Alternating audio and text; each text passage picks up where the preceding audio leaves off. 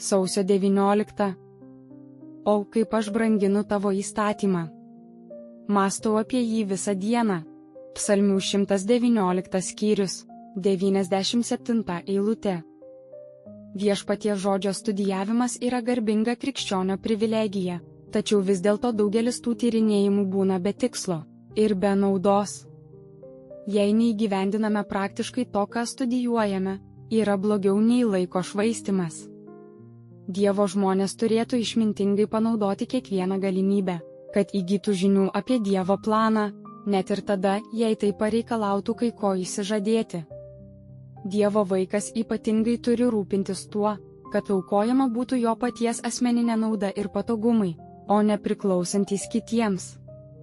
Biblijos studijavimas, kuris atliekamas vien tik kitų sąskaita, veikiau parodo egoizmą ir savanaudiškumą, nei gausų Dievo meilės dvasios turėjimą. Dievo žodis krikščioniui yra pats vertingiausias paveldėjimas. Jo doktrinos nurodymai, pažadai, pamokymai, pranašystės, istorijos ir tipai yra verti krikščionio meilės ir skatina meiliai. Krikščionis neturi malonesnių ir įdomesnių temų apmąstymams kaip šios iš Biblijos.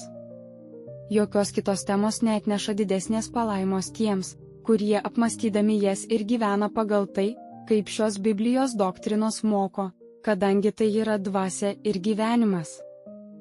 Klausimai: ar šią savaitę gėrėjausi Dievo žodžiu, ar apie jį mąsčiau? Kaip, kodėl? Kokios buvo pasekmės? O kaip aš branginu tavo įstatymą.